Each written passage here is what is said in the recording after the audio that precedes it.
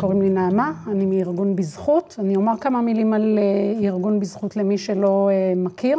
ארגון בזכות הוקם לפני 22 שנים על ידי האגודה לזכויות האזרח, במטרה לקדם זכויות אדם של אנשים עם כל סוגי המוגבלויות, מוגבלות פיזית, נפשית, שכלית וחושית, בכל תחומי החיים. כל תחומי החיים שעבור אנשים ללא מוגבלות נחשבים טריוויאליים. חינוך ושילוב בחינוך, דיור בקהילה ולא במוסדות, שזה הנושא שלנו להיום.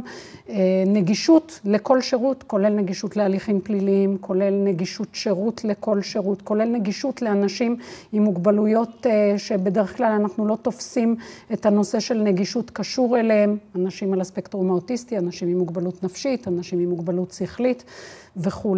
אנחנו פועלים בשתי שיטות במקביל. אחת זו המשפטית והשנייה היא הקהילתית והציבורית. יש לנו מוקד פניות ציבור גדול שמקבל מאות פניות בשנה. חלק מהפניות האלה הן פניות שאנחנו עונים עליהן בטלפון לאנשים, או מלמדים אותם מה לעשות, מסייעים להם בשלב הבא שאליו הם צריכים להגיע. וחלק מהפניות, מיעוט של הפניות, זה פניות שאנחנו רואים בהן פניות תקדימיות, אנחנו מקדמים אותן הלאה, אתם תראו איך זה עובד בהקשר של דיור בקהילה, תבינו יותר. הנושא שלשמו התכנסנו היום הוא הנושא של מגורים בקהילה לאנשים עם מוגבלות. זהו נושא דגל, נושא ליבה של ארגון בזכות, אני חושבת פחות או יותר בכל 22 שנות קיומו, והוא נושא אולי הקשה ביותר לקידום מבחינת זכויות אדם של אנשים עם מוגבלויות, לאורך כל השנים האלה. אם אנחנו רואים המון שינויים בתחום של נגישות למשל, חלו שינויי ענק במדינת ישראל, אם אנחנו מסתכלים על מהלך של 30 שנה, כמובן לא על מהלך של 2-3, אבל במהלך של דור אנחנו רואים שינויים מאוד גדולים בתחום של חינוך, אנחנו רואים שינויים מאוד גדולים, כמו שאמרתי, בתחום של נגישות. בהמון תחומים אנחנו רואים שינויים, אנחנו רואים גם את השינוי התפיסתי וגם את השינויים בשטח. לגבי הנושא של דיור בקהילה, השינויים הם קלים, הם דקים, ההתקדמות היא מאוד איטית, והם מייצרים הרבה אנטגוניזם. הנושא הזה מייצר המון אמוציות שלא מייצרים נושאים אחרים. נתחיל אולי באיך זה נראה היום, איך נראה הנושא של מגורים, של הזכות של אנשים עם מוגבלות להתגורר בקהילה. קודם כל, אני חושבת שהבעיה המרכזית ביותר שקיימת בישראל לגבי אנשים עם מוגבלות בהקשר של מגורים, באופן כללי, היא החלוקה לאגפים ולאגפי אגפים במשרדי הממשלה השונים. זה אומר שיש 5 אגפים שבעצם מטפלים באנשים עם מוגבלות בהקשר של מגורים. במשרד הרווחה 3 אגפים, האגף לטיפול באדם עם מוגבלות שכלית התפתחותית, אגף משה שמטפל באנשים עם פיגור שכלי, אגף השיקום שמטפל באנשים שנחשבים גבוליים ובאנשים עם מוגבלות פיזית, והיחידה לאוטיסטים שמטפלת באנשים על הספקטרום האוטיסטי, מהאספרגר ועד האוטיזם בתפקודים הנמוכים. במשרד הבריאות ישנם 2 אגפים מרכזיים שמטפלים בתחום של מגורים לאנשים עם מוגבלות מסוגים אחרים. אחד מהם זה אגף בריאות הנפש, שמטפל באנשים שחלקם, אנחנו נדבר על זה בהרחבה, מתגוררים בבתי חולים פסיכיאטריים ובמגורים טיפוליים. יש שם גם טיפול באנשים שמתגוררים בקהילה, בהוסטלים ובדירות, זה בריאות הנפש. וישנו האגף הגריאטרי. האגף הגריאטרי, כמה שזה נשמע מוזר ומשונה, מטפל באנשים צעירים שמתגוררים בבתי חולים גריאטריים, אנחנו ניגע גם בזה. מה שקורה בעצם במדינת ישראל הוא שכל אוכלוסייה מקבלת את השירות שלה בתחום המגורים דרך אגף אחר, ויוצא מזה שבעצם לכל אגף יש מדיניות משלו, מדיניות נפרדת שמכתיבה את השירותים שהוא מפתח, וזה אומר שהרבה מאוד פעמים אדם עם מוגבלות מסוימת, לו היה שייך לאגף אחד היה מקבל משהו אחד, מאחר שהוא פשוט שייך לאגף אחר, הוא יקבל משהו אחר. איפה האבסורד מאוד מאוד גדול? אנשים עם משה, עם מוגבלות שכלית התפתחותית, שיש להם פיגור שכלי קשה, ושיש להם גם צרכים סיעודיים, יושבים בכיסאות גלגלים, על פניו, אגף משה מאפשר להם, אנחנו נדבר על זה עם המון הגבלות, אבל מאפשר להם באופן מסוים להתגורר בקהילה, בדיור בקהילה. לעומת זאת, אנשים באותו מצב סיעודי, כן? זאת אומרת, עם צרכים סיעודיים, יושבים בכיסא גלגלים וזקוקים לעזרה בכל ה-ADL שלהם, בכל תחומי החיים הכי בסיסיים, ואין להם מוגבלות שכלית, מופנים למוסדות. כן? זה יוצא אבסורד, היינו חושבים שזה צריך להיות אחרת. אם כבר צריכה להיות החלוקה, היא צריכה להיות הפוכה. אנשים שיש להם יכולות קוגניטיביות תקינות, היו צריכים לחיות בקהילה. אנשים עם מוגבלות שכלית קשה, היו צריכים לחיות במוסדות. זה לא קורה כך, מכיוון שהמדיניות של האגפים לא מסונכרנת. כל אגף קובע את המדיניות כלפי האנשים שהוא נותן להם שירות, בנפרד. יוצאים מזה הדברים הכי קשים שיכולים להיות. אחד הדברים המאוד קשים נוספים שקורים מזה, שלצערנו רוב האנשים אין להם מוגבלות אחת, שהיא זו שמכתיבה את השירותים שהם יקבלו. לרוב האנשים מסתבר יש יותר ממוגבלות אחת. אנשים עם מוגבלות שכלית ונפשית, לדוגמה, שאנחנו קוראים להם אנשים עם הבחנה כפולה. אנשים עם מוגבלות פיזית ובעיות רפואיות.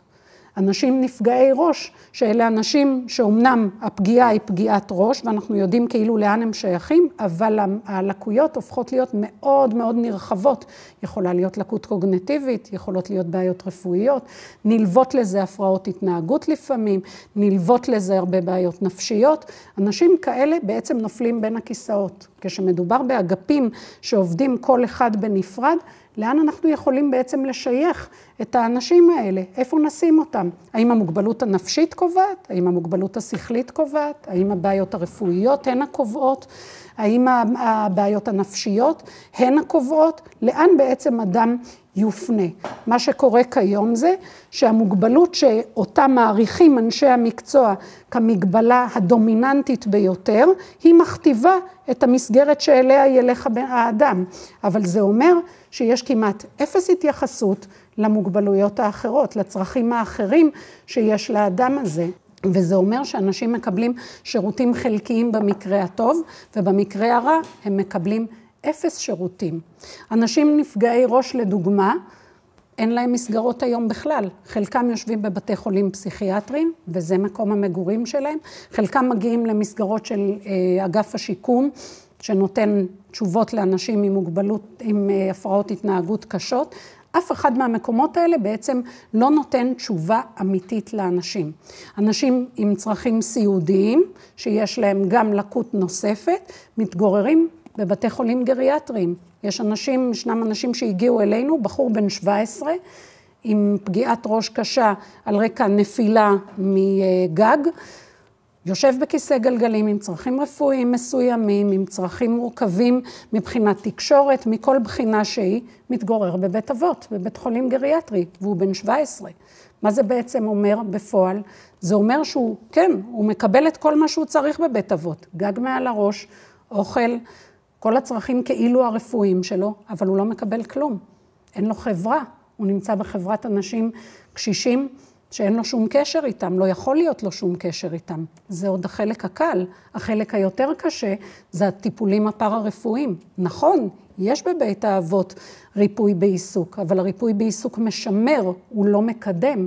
כשנותנים אותו לאנשים בני 80, המטרה היא לשמר ככל שניתן את מה שהיה. זה בחור שצריך לבנות איתו מההתחלה, צריך לבנות אותו מההתחלה כדי שהוא יוכל לתקשר יותר טוב, כדי שהוא יוכל להיות יותר עצמאי, במינימום שהוא יכול להיות יותר עצמאי. יש ריפוי בדיבור, גם הריפוי בדיבור הוא מאוד מאוד משמר. זה בחור שהוא בן 17, הוא צריך להתחיל ללמוד לתקשר מחדש, כי אלה הולכים להיות החיים שלו. מה שנשיג איתו עכשיו, זה מה שיכתיב את איכות החיים שלו בהמשך. ובכל זאת הוא נמצא בבית חולים גריאטרי. אוקיי? אז כל האוכלוסיות האלה מהסוג הזה, הם אנשים שבעצם נמצאים במקומות שהם על יד מה שהם צריכים. לא ממש מה שהם צריכים, אלא על יד מה שהם צריכים. זאת החלוקה האגפית, זה מה שקורה בעצם מבחינת החלוקה למסגרות. מה קורה מבחינת המסגרות עצמם? מה בעצם יש למדינת ישראל לתת היום לאנשים עם מוגבלות? אז יש לה לתת 3 ערוצים, והיום יש קצת רביעי, שהוא ערוץ שאני רוצה להרחיב לגביו, ערוצים של מגורים. הערוץ הקלאסי שהיה מאז קום המדינה, והוא הערוץ המוביל לצערנו עד היום, זה הנושא של מוסדות. 10,000 איש בערך במדינת ישראל מתגוררים במוסדות. מה זה מוסד?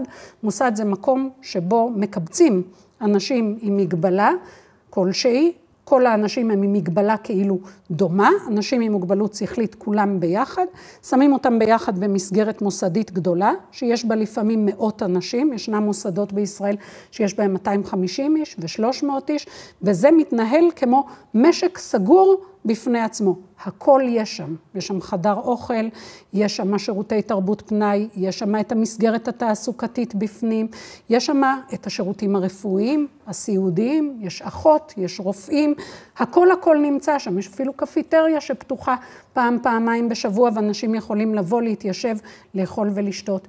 על פניו, נשמע נחמד. הרבה הורים אומרים, זה בדיוק מה שאני רוצה עבור הילד שלי. מקום מוגן, סגור, לא בחברה החיצונית שיכולה להזיק לו, שיכולה להציק לו, שיכולה לצחוק עליו, שיכולה להדיר אותו, שיכולה לנצל אותו. הכי טוב בשבילו, שיהיה בתוך המסגרת הסגורה הזאת, ושם יקבל את כל מלוא השירותים. אלא שאנחנו כאן באים ואומרים, ארגון בזכות, את הזכות הבסיסית של האדם. לכל אדם יש זכות לחיות בקהילה. מה זה בעצם אומר הזכות הזאת לחיות בקהילה? זה אומר היכולת של כל אדם ליהנות מכל שירותי הקהילה שלנו כאנשים ללא מוגבלות נראים הכי טריוויאליים. להסתובב בירושלים ברחוב יפו ולמשש בגדים בחנויות. להתיישב בבית קפה, לראות אוכלוסייה מגוונת, לא רק לראות את עצמי ואנשים כמוני, אלא לראות אוכלוסייה מגוונת, להזמין עבור עצמי מה שאני רוצה לאכול.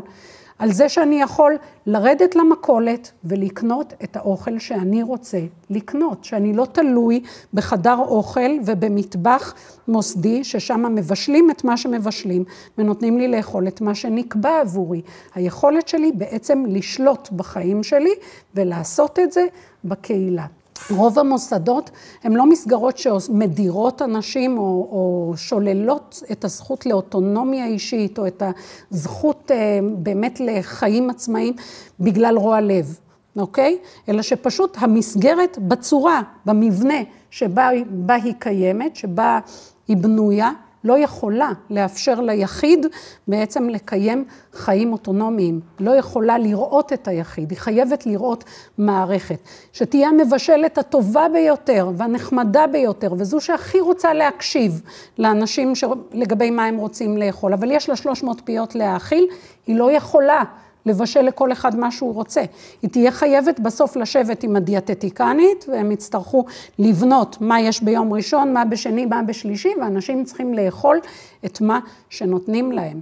אוקיי? עשינו איזשהו קורס סינגור באחת מהמסגרות לפני הרבה שנים. עשינו אותה לקבוצה של אנשים בערך בני 50.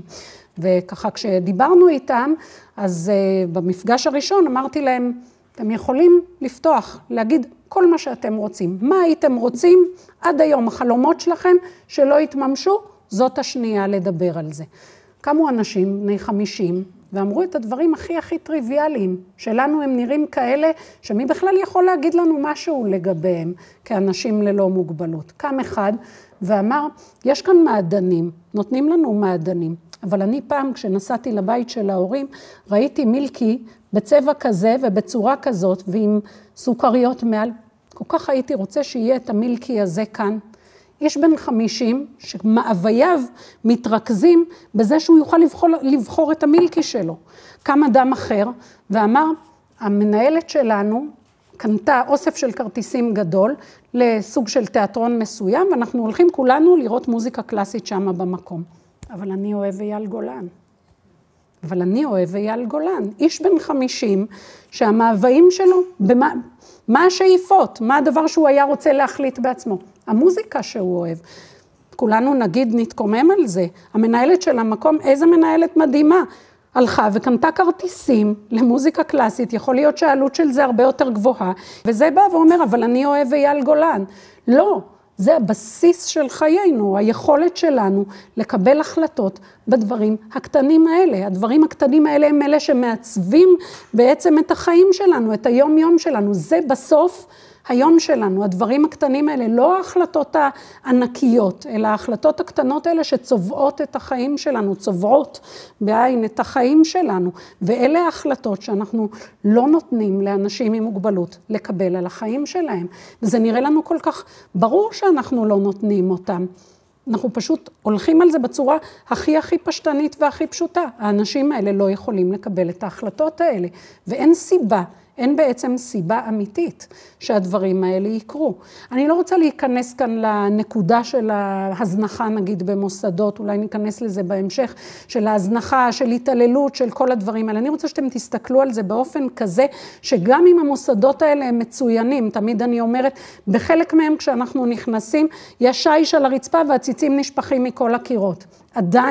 עדיין, המסגרות האלה שוללות זכויות אדם בסיסיות ביותר של האנשים, בזה שהן מונעות מהם את הקשר עם הקהילה, בזה שהשירותים שניתנים שם הם שירותים מאוד מאוד מוגבלים, מאוד מסוימים, מאוד לא מגוונים, ובזה שאנחנו סוגרים דלת על האנשים ואומרים, אתם תכירו אנשים כמוכם, אתם תחיו בחברת אנשים בדיוק כמוכם, ואתם תקבלו שירותים שאנחנו כחברה החלטנו במסורה להכניס עבורכם, השירותים שאנחנו חושבים שמתאימים לכם. ובזה שאנחנו אומרים, אלה השירותים שמתאימים לכם, בעצם מה שאנחנו גורמים זה, שאנחנו מוציאים את האנשים האלה מכלל השירותים האחרים, שלכל אחד מאיתנו הם טריוויאליים לחלוטין. ומעבר לנושא של שירותים, ההחלטה שלנו, מי ישן איתנו בחדר, מי ישן איתנו בבית, מתי יסגרו, מתי אני אוכל לכבות את האור, איזה תוכנית אני אראה בטלוויזיה, מתי אני אצא מהביתן שלי לביתן אחר, איזה חברים אני אבקר, איזה בגד אני אלבש, מה מתאים לי, אני אוהב צבע כזה ואני אוהב אותו ביחד עם צבע אחר. האם יש לאנשים האלה יכולת אמיתית לבחור את הדברים הפשוטים ביותר האלה? התשובה היא לא, והתשובה היא לא גם במסגרות המצוינות שיש. עצם המגורים במסגרת גדולה מכתיבים את הדברים האלה, כי הגודל בעצם אומר, אתה צריך לשמור על המערכת, אתה צריך לשמור על איך היא תראה, וזה חשוב יותר בסופו של דבר מהיחיד. אחרי שהצלחתי לקומם אתכם, נגיד, נגד המוסדות בישראל, זה הרגע לדבר על האופציות האחרות, על בעצם איך אנחנו כן היינו רוצים לראות את החיים של אנשים עם מוגבלות, ומה זה נקרא שהחיים שלהם הקרובים ביותר לנורמטיביים, מה זה אומר הזכות שלהם לחיות חיים מלאים בקהילה, חיים של אוטונומיה, חיים של שמירה על פרטיות, חיים של שליטה מלאה בחיים שלהם. ואנחנו גם ניגע בעניין הזה, אני יודעת אפילו על מה אתם מתאפקים, מה קורה עם האנשים האלה שלא יכולים לקבל את ההחלטות. אני יודעת שזה הדבר הבא שהולך לבוא, ואני הולכת לענות עליו עוד מעט. האופציות האחרות, לאט לאט בישראל, לאורך השנים, גם הורים ובסופו של דבר גם אנשים עם מוגבלות התחילו להתקומם נגד המסגרות המאוד מאוד גדולות והמדירות, והתחילו לחשוב על מגורים בקהילה. בהתחלה הוקמו הוסטלים. הוסטל הוא בעצם מסגרת לעד 24 איש שמתגוררים במבנה אחד. המבנה הזה נמצא בקהילה. רוב המוסדות שהוקמו מלכתחילה במדינת ישראל, הוקמו מחוץ לקהילה. הם הוקמו מאחורי מוסכים, הם הוקמו בין ערים, במקומות שלא הייתה נגישות לקהילה בכלל. הייתה התקופה שבה הבינו שצריך לשנות את זה, שהמסגרות האלה צריכות להיות בתוך הקהילה. מה זה אומר בתוך הקהילה? נקים מבנה אחד, נכניס לתוכו 24 אנשים, והם יגורו מבנה אחד, בניין אחד, שנמצא בתוך הקהילה, שנמצא בשכונת מגורים רגילה. ארגון בזכות אומר על המקומות האלה, הרי הם כמוסדות. למה? מכיוון שהחיים בהם לא נורמטיביים. כל מה שאנחנו מאחלים לעצמנו כיחידים, זה בדיוק מה שהיינו רוצים לאחל לאדם עם מוגבלות. אם היו אומרים, כל הנשים מעל 1.80 מטר חרדיות במראה שלי צריכות להתגורר בבניין מגורים אחד, הייתי מתקוממת נגד זה מאוד. למה? זה חלק מההגדרה שלי. אני אישה חרדית, אני כן מעל 1.80 מטר. למה שלא? בעצם, כי אלה שתי תכונות שלי, לפחות אחת מהן די מרכזית, אבל הן שתי תכונות שלי שהן חלק מהאישיות שלי. אני רוצה שיראו את הכל, אני רוצה שיראו את המכלול, ואני רוצה לא רק שיראו את המכלול, שיתנו לי להחליט מה הנקודה החשובה, מה התכונה החשובה, ושיתנו לי לממש כל אחת מהתכונות האלה. אני מחבבת מוזיקה, יכול להיות שאני לא מחבבת מוזיקה, אני מחבבת אנשים מסוג מסוים, יש לי תחביבים מסוימים, יש לי יכולות מסוימות, יש לי דברים שאני שונאת, שאני אוהבת, אני רוצה שכולם יבואו לידי ביטוי, ואני רוצה את הגיוון הזה, שאני אוכל להכיר אנשים, שאני אוכל לחיות בחברת אנשים מגוונים. אני רוצה שליטה מלאה בחיים שלי. כשאדם מתגורר בקבוצה של 24 איש, אין לו עדיין את השליטה המלאה הזו בחייו. זה המבנה הזה, זה האנשים האלה שגרים שם, השכונה יודעת שאלה האנשים האלה, והיא בדרך כלל גם הרבה פעמים מתנגדת להקמה, כפי שאתם בוודאי ערים, של המקומות האלה. ואז אנחנו אומרים, זה בקהילה, למה אנשים מתנגדים לזה? זה נימבי. זה לא מגורים נורמטיביים. מגורים נורמטיביים אומרים שאתה גר בבית, בדירה משלך, יש לך שליטה בעניינים, אתה חי את החיים האלה שלך, אתה בוחר אם אתה רוצה לחיות עם עוד אדם, אתה בוחר מי יהיה הבן אדם הזה, אתה מנהל מטבח ביתי משלך, שבו אתה מחליט מה יאכל, שאתה מחליט על כל סדר היום שלך, ושאתה נטמע בקהילה, שאתה לא המבנה הזה שיושב פיזית בקהילה, אלא אתה נטמע בכל החיים שלך בקהילה, אתה משתמש בכל שירותי הקהילה, אתה הולך למכולת כדי לקנות את האוכל שלך. כשאתה חולה, אתה קופץ לקופת חולים. כשאתה צריך שירותי כביסה, אתה הולך למכבסה השכונתית, אתה יורד לגינה, אתה נכנס לבית הכנסת, אתה עושה את כל הדברים שאנשים רגילים עושים. ככל שהמסגרת יותר גדולה, גם אם היא הוסטל, הנטייה היא לאגם שירותים ולהכניס אותם לתוך המסגרת. כי זה יותר זול, כי זה יותר נוח, כי עבור 24 איש אין ברירה. אתה צריך להביא שירותים למקום, זה הנורמלי. אתה לא תקנה אוכל במכולת עבור 24 איש, אתה כבר תביא מישהו בסיטונות ואתה תמלא את המטבח. כל ניסיון לקחת קבוצה גדולה של אנשים, לא משנה אם הם יושבים בקהילה, אם הבית שלהם נמצא, אם המבנה פיזית נמצא בקהילה, עדיין כל קבוצה גדולה בעינינו היא מוסד. אז הנה שללנו באופן מסוים, הוסטלים הם טובים ממוסדות, מהמוסדות הגדולים מאוד שהיו עד היום, אנחנו מברכים עליהם יחסית למוסדות, אבל יש את הדברים הטובים מהם. דיור בקהילה כמשמעו בעצם נותן שתי אופציות מגורים אמיתיות עבור אנשים עם מוגבלות. האופציה הראשונה היא הדיור המוגן, עד 6 אנשים, אנחנו טוענים שעד 4 אנשים, וכך אומרים היום בעולם, עד 4 אנשים שמתגוררים ביחד בדירה משלהם, ושיש עמותה או גוף שנותן את החסות למסגרת הזאת. זה אומר שהגוף הזה סוחר את הדירה עבור הקבוצה, שהוא עוזר להם לבנות את סדר היום שלהם, שהוא אחראי על הניקיון במקום, על סדר היום, על זה שהדירה תצליח לפעול, ואנשים מתגוררים ביחד כקבוצה במקום. יש ל4 האנשים האלה את כל השירותים שהם צריכים, כדי שהמסגרת תהיה בטוחה עבורם. כל מה שאמרנו על מוסד, אולי יותר בטוח במוסד, שיש שער בכניסה, שיש שומר, שאנשים נמצאים בינם לבין עצמם, שאף אחד לא יזיק להם ולא יציק להם, זה התפקיד של הצוות שאמור להיות בדירה. זה אומר שיש מדריכים לאורך כל שעות היום והלילה, על פי הצורך של האנשים. דיירים עצמאים יותר צריכים פחות שעות, דיירים פחות עצמאים צריכים יותר שעות מטפלים, אבל שיש תמיד צוות שמסתכל על המקום, שמסתכל על האנשים, שמכוון אותם, שיוצר בעצם יחד איתם את החיים שלהם בקהילה. זה סוג אחד של מגורים. כדי לגור בדיור בקהילה, בדיור מוגן בקהילה, אדם צריך בעיקר להסכים להתכופף בכמה מובנים. הדבר הראשון, הוא מאבד את הקצבאות שלו.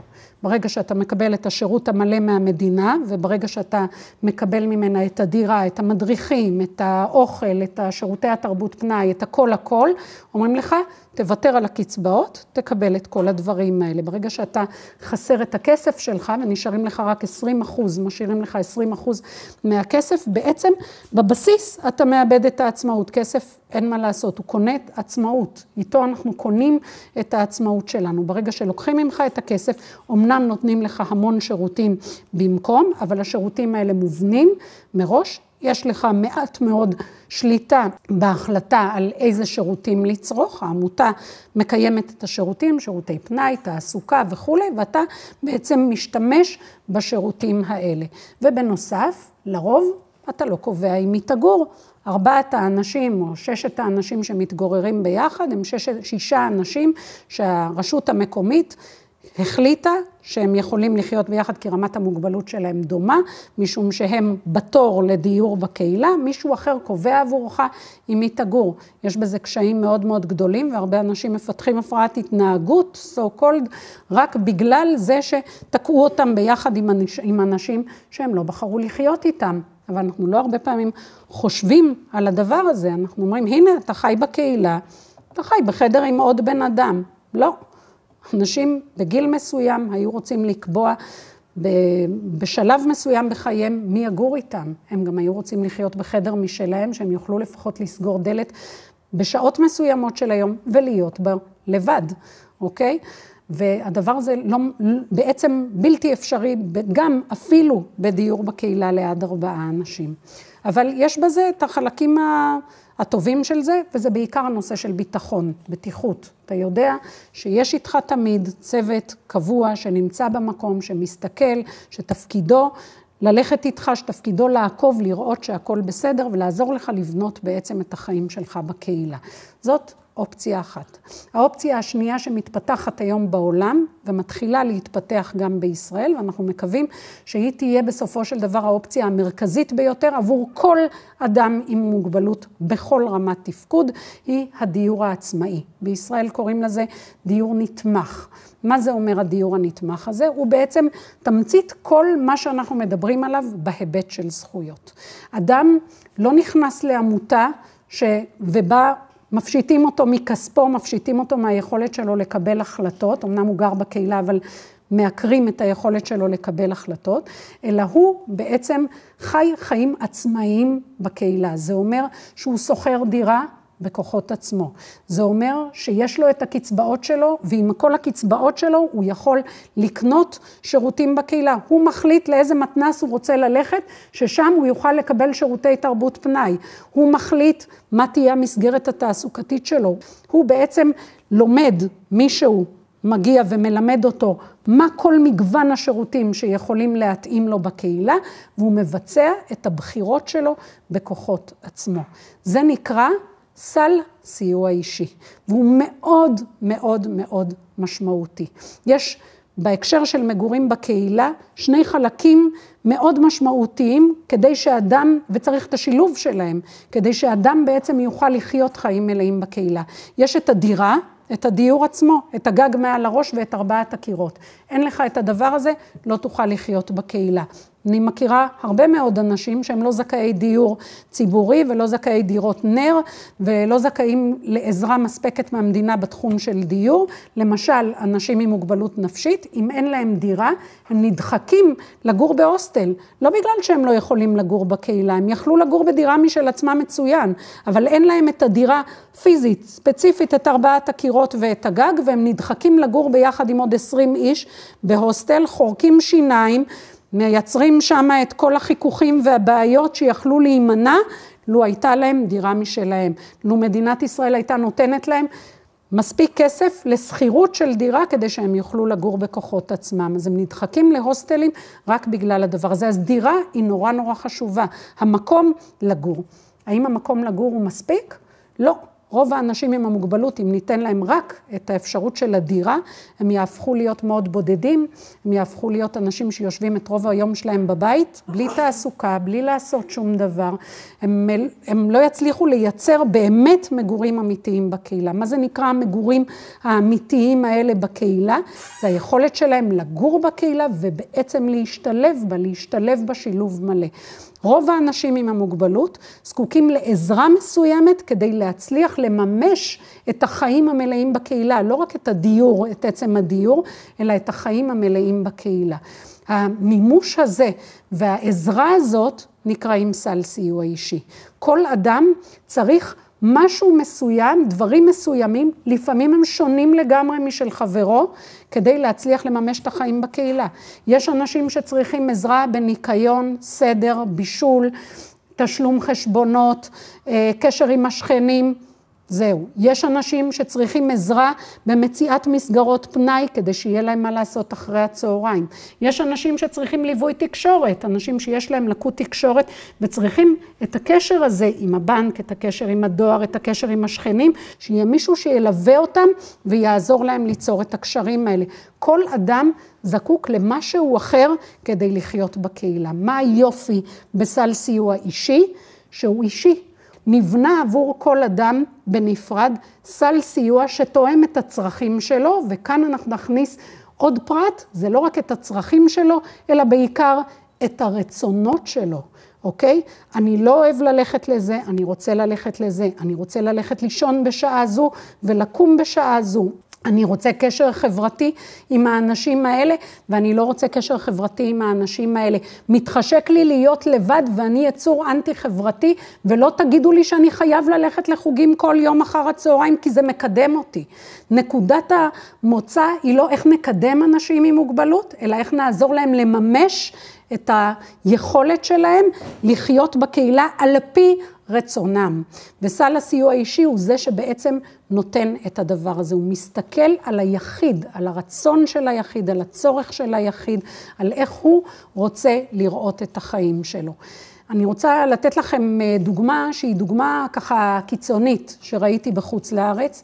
לפני איזושהי תקופה, לדעתי של 1.5 שנה בערך, הייתי במדינת אוריגון בארצות הברית, וראיתי את המימוש, אני חושבת, הקיצוני ביותר של הדבר הזה, של ההתנהלות הזאת של דיור בקהילה וסל סיוע אישי. וכשירדתי שם מהמטוס והתחלתי לראות את הדברים, אמרתי לגוף הזה שהערך אותי, שנקרא Full Access, שאני באתי לכאן, אל תראו לי, יש לי חודש, אל תראו לי את האנשים עם המוגבלות הקלה.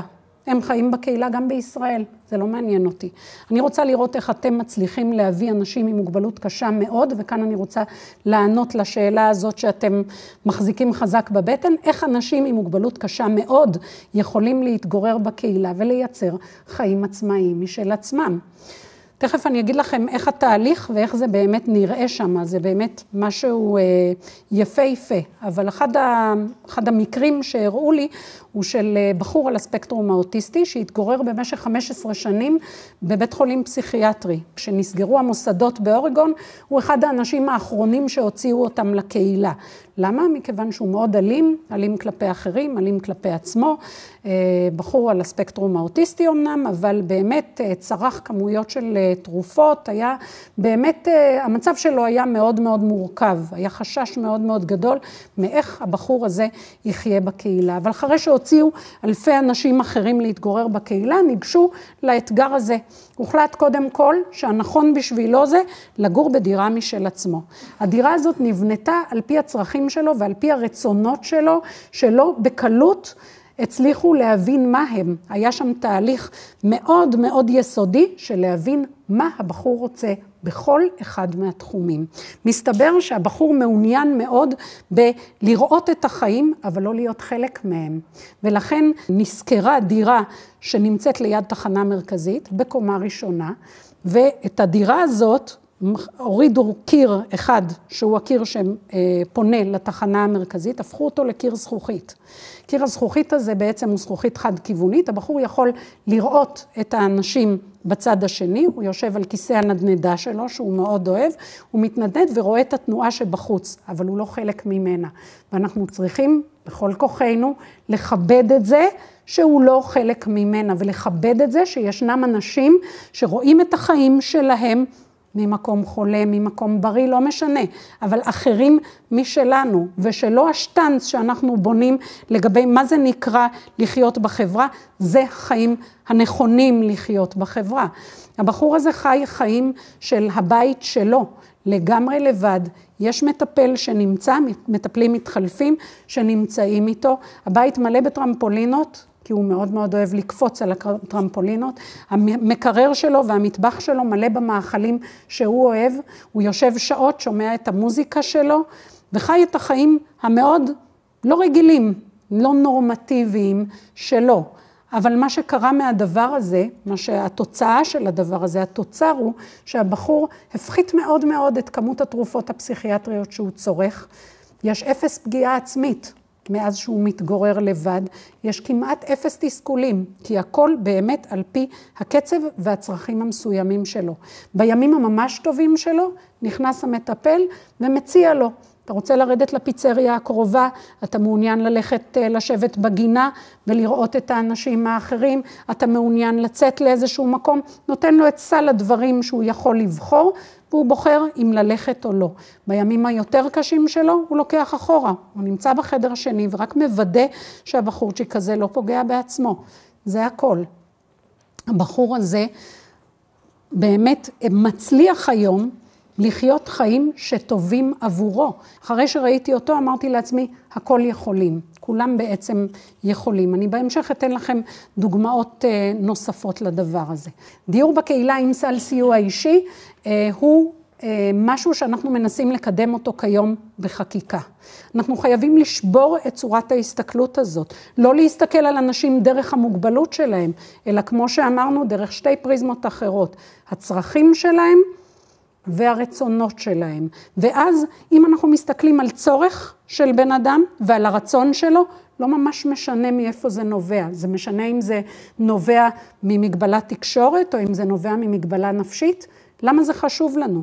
מה שמעניין אותנו זה לעזור לאדם הזה לבנות חיים בקהילה שמתאימים לו ושעונים על הצרכים הספציפיים שלו, שמצליחים להתגבר על הכשלים שבגללם הוא לא מצליח לחיות בקהילה ובדרך שבה הוא רוצה לחיות את החיים האלה. אז חוק השוויון שכולו, גם בפרקים האחרים שלו, מדבר בחתך של כל המוגבלויות, גם צריך לדבר ככה דיור בקהילה, הוא צריך לדבר על צורה שוויונית של הסתכלות של חתך רוחב, צרכים ורצונות של אדם במגורים שלו בקהילה. והוא צריך לתת שירותים שקודם כל יסתכלו על האדם עצמו, האדם במרכז זה היום ביטוי שהולך מאוד מאוד, האדם במרכז, הצרכים של האדם עצמו במרכז, זה בדיוק מה שהחוק הזה עושה. הוא מנסה לבטל ככל שניתן את הוועדות שקובעות מה אתה יכול, מה אתה לא יכול ומה ניתן לך ברוב טובנו.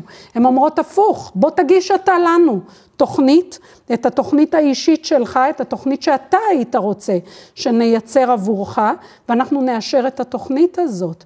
אם היא תהיה טובה ואם היא לא תהיה מאוד לא מאוזנת, אנחנו נאשר אותה. אתה תוביל את החיים שלך. לא רק תוביל אותם בחיים בקהילה, אלא אתה תוביל אותם לאורך כל התהליך. התהליך יהיה שאתה מוביל מהרגע הראשון. אתה בונה את התוכנית, אתה מגיש אותה, אתה מסנגר עליה מול אנשי המקצוע. אנשי המקצוע נענים לה ומאשרים לך אותה, למעט במקרים שבהם המערך האיזונים הוא מאוד מאוד גרוע, הוא מאוד מאוד לקוי. אתם רואים כאן? מהרגע הראשון האדם באמת במרכז, המשקל הוא על האדם, אנשי המקצוע נמצאים שם כדי לנטר, נמצאים שם כדי לעקוב, נמצאים שם כדי לאשרר, נמצאים שם כדי בסוף לתת את הוואוצ'רים ואת הכסף כדי שהדברים האלה יקרו. אבל המשקל שלהם הופך להיות זניח יחסית למשקל של האדם עצמו. אוקיי? של האדם עצמו או של מי שמלווה אותו ועוזר לו לבחור את הבחירות שלו. אני רוצה לתת לכם ככה כמה תחנות מאוד מאוד מרכזיות בהתפתחות של דיור בקהילה, ככה כפי שאנחנו רואים אותם בארגון בזכות. לפני בערך עשור פנתה אלינו קבוצה של 5 משפחות, שיש להם בנות עם מוגבלות שכלית ופיזית מאוד מאוד קשה. אני מאוד מאוד בעד המקרים האלה, כי המקרים האלה בעצם מביאים לקיצוניות את האמירות שלנו, ונותנים את ההזדמנות למדינת ישראל לבחון את האמירות האלה, לא על מישהו שממילא בסופו של דבר סביר להניח שיגיע לקהילה, אלא לשאול את השאלות הקשות. מדובר ב5 נשים, 5 בכיסאות גלגלים, צריכות עזרה, בכל ה-ADL שלהם, בכל קבלת החלטה, כמעט 0 תקשורת, פיגור שכלי מאוד מאוד משמעותי, והמשפחות שמה התגרו את מדינת ישראל ואמרו, הבנות שלנו תחיינה בדיור בקהילה. לפני 10 שנים זה היה הזוי לחשוב כך במדינת ישראל. כולן הופנו למסגרות של מוסדות, למוסדות הקלאסיים במדינת ישראל, שאליהם הופנו אנשים עם מוגבלות שכלית קשה ועם צרכים סיעודיים. אנחנו הלכנו לבג"ץ עם 5 הבנות האלה ואמרנו, הזכות שלהן, זכותן לחיות בקהילה כמו כל אדם אחר. עד שהן באו לבקש שירותים ממדינת ישראל, הן חיו בבית שלהם, חיו חיים מלאים בבית. למה מרגע שהן באות, שהן מבקשות שירות ממדינת ישראל, נהיה מסוכן להן לחיות בקהילה, בלתי אפשרי להן לחיות בקהילה, לא מתאים להן, לא מתאים, השירותים עבורם לא מתאימים בקהילה. הרי הן חיו עד היום חיים מלאים בקהילה, תנו להן להמשיך לחיות בקהילה, באותו אופן כמו שהם חיו בבית, אבל עם ההדרכה ועם המעקב ועם השמירה של המדינה. זאת אומרת דיור מוגן לעד 6 בנות, כמו שתיארנו מקודם, ביחד בקהילה. השאלה כאן שעלתה הייתה ההחלטה בין 2 צורות הסתכלות, הצורה המקצועית והגישה הערכית. פה מה שמדינת ישראל הייתה צריכה להחליט. היא הייתה צריכה להחליט האם השמה של אנשים עם מוגבלות קשה בקהילה או במוסד היא החלטה מקצועית או היא החלטה ערכית. מדינת ישראל אמרה, משרד הרווחה אמר, זוהי החלטה מקצועית. אנשי המקצוע שלנו, שהם מרפאים בעיסוק, שהם עובדים סוציאליים, שהם אנשי חינוך, קבעו שהאנשים האלה נכון להם, טוב להם יותר לחיות במסגרת של מוסד. אנחנו אמרנו, לא, ההחלטה הזאת היא לא מקצועית, היא החלטה ערכית. איך מדינת ישראל רוצה לראות את המקום של אנשים עם מוגבלות בחברה? האם היא רוצה לראות את האנשים האלה בתוכה, מעורים בתוכה, נטמעים בתוכה, מקבלים את כל השירותים בתוכה, או שהיא רוצה לראות אותם מחוץ לחברה? אם ערכית מדינת ישראל תחליט שהאנשים האלה צריכים לחיות בתוכה, היא גם תמצא את הדרכים כדי לשלב אותם בצורה הבטוחה ביותר במגורים בקהילה. ואני חושבת שההצלחה שלקח 8 שנים ארוכות ויפות עד שהקבוצה הזאת בעצם הצליחה לפתוח דירה, בג"ץ קבע שהן תחיינה בקהילה ותחיינה בדיור בקהילה, ונפתחה עבורן דירה בסופו של דבר בירושלים, והן חיות חיים מלאים היום בקהילה. הדבר הזה בעצם שבר את הנקודה הזאת שאנשים חיים בקהילה, ההחלטה לגבי האם אנשים יחיו בקהילה, היא החלטה שתלויה בתפקוד שלהם. מה שאנחנו אומרים זה, המגורים של אנשים בקהילה לא קשורים כלל וכלל לתפקוד שלהם. תפקוד לא יכול להכריע אם אדם יחיה בקהילה או לא. לא יכול להיות שיהיה מצב שבו אנחנו נגיד, אם הוא מסוגל ליהנות משירותי קהילה, הוא יחיה בקהילה. אם הוא לא מסוגל לחיות מהם, הוא יחיה במוסד. אף אחד לא בודק לגבי אף אחד מאיתנו איזה שירותי קהילה אנחנו צורכים, והאם השירותים האלה באמת אנחנו צורכים אותם טוב, כן או לא. אף אחד לא חושב שלגיטימי להחליט לגבי שום אוכלוסייה, גם לא לגבי אוכלוסייה של זקנים, לא לגבי שום אוכלוסייה אחרת של אף אחד, כן? האם לגיטימי שהם יחיו בקהילה.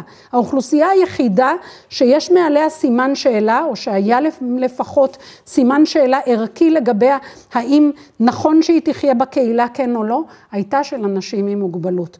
והבג"ץ הזה באיזשהו מקום ערער, אני לא חושבת שהוא מחק, אבל הוא כן ערער את הדבר המאוד נוקשה הזה, שאנשים עם מוגבלות יחיו בקהילה, והמבחן יהיה, האם הם מסוגלים ליהנות משירותי קהילה? כן או לא. האם הם מסוגלים לתפקד בקהילה? כן או לא. המשקל עבר מהם, הוא לא מסוגל לחיות בקהילה, אלינו כחברה, האם אנחנו, ולא האם, עד כמה ובאיזה אופן אנחנו יכולים להיענות לאתגר ולגרום לזה שהוא יוכל לחיות בקהילה. ואם אנחנו לא מצליחים, אז הכישלון הוא שלנו כחברה, לא שלו כאדם עם מוגבלות, לא הוא לא יכול, אלא אנחנו לא הצלחנו לתת לו לחיות בקהילה. וכמובן, אף אחד מאיתנו לא מעמיד את עצמו במקום של כישלון. ברגע שזה רובץ לפתחנו, אנחנו תמיד נצליח בזה, אנחנו נצליח להשים אנשים בעצם בקהילה. אני מסכימה כאילו בגדול עם מה שהצגת, וברור לי שכמו שרוב האנשים בעולם ובמדינת ישראל גרים בערים, אז ראוי ונכון שגם אנשים עם מוגבלויות, אבל כן אני לא מבינה למה אם יש, נגיד אני, ועוד, לא יודעת, את אמרת שהיה את ההוסטלים של ה-24, נגיד, אני לא במצב הזה, אבל אם הייתי במצב הזה שהייתי הורה, ובאמת חשבנו שאנחנו יכולים ליצור את המסגרת הכי טובה עבור הילדים בדרך הזאת, אז למה זה בהכרח פסול? ואני רוצה להגיד גם שכאילו, נגיד אני גרה בקיבוץ, זה תמיד עולה פה, אני לא יודעת למה, וכאילו בקיבוץ, מה שתיארת עכשיו, בהתחלה מאוד, כאילו זה גם שם, כאילו אנשים מוותרים על הערכים שלהם. הנה אני עונה? אוקיי. בסדר. אז קודם כל, קיבוצים בישראל, את גרה בקיבוץ הזה אחלה, ואני לא הולכת להגיד על זה שום דבר זה, אבל 99.9999% מהעולם לא מעוניין לחיות בפורמט של קיבוץ, אלא בפורמט של עיר. נכון? גם הקיבוצים, רובם מאוד מאוד השתנו. העניין הזה של משק סגור, שבו כולם שמים את הכסף שלהם בקבוצה, התפרק בסופו של דבר. חדרי האוכל בקיבוצים, ב-99% מהם התפרקו. זה נורא מקומם אותי שאנחנו אומרים שהורים שרוצים שאף אחד מהילדים הרגילים שלהם לא ילך לגור בשום קיבוץ ובשום מושב ובשום מקום כזה, אלא הם ירצו לגור במרכז תל אביב, במקום הכי פועמת בו החברה במיטבה, ואת הילד שלהם עם המוגבלות, שם הם שמים את יהבם על זה שהוא יגור בקיבוץ, אבל גם זה בסדר מבחינתי. יש היום דיור בקהילה בקיבוצים, אבל מה יש שמה? לא שמים שמה, אנשים לא מתגוררים שמה, רק אנשים עם מוגבלות לבד. יש בקיבוץ מחניים כאוסף של דירות בקהילה של אנשים עם מוגבלות שכלית שמשתלבים בקיבוץ. אין לי שום בעיה עם זה. זה מיועד בעיקר לחבר'ה שגרו בקיבוצים מהצפון, והמשפחות והם רוצים להמשיך לגור בתנאים הדומים ביותר למה שהם חיו לפני שהם הגיעו לדיור בקהילה, וזה בסדר גמור. הם מתארים בקיבוץ שבו יש אוכלוסייה מגוונת, והם חלק ממנה. מה שאני תיארתי לכם במוסדות הוא לגמרי לא קיבוץ. זה לקחת אוסף של אנשים, כמו שאמרתי, שהם 1.80 מטר וחרדים, שיש להם שני אפיונים או אפיון מרכזי חיצוני, לגמרי חיצוני, כלשהו. יש להם תסמונת דאון למשל, או יש להם פיגור שכלי, למרות שיש להם אוסף ענק של תכונות נוספות, לקחת את התכונה הזאת, להגיד עליה נבנה את הקיבוץ כולו.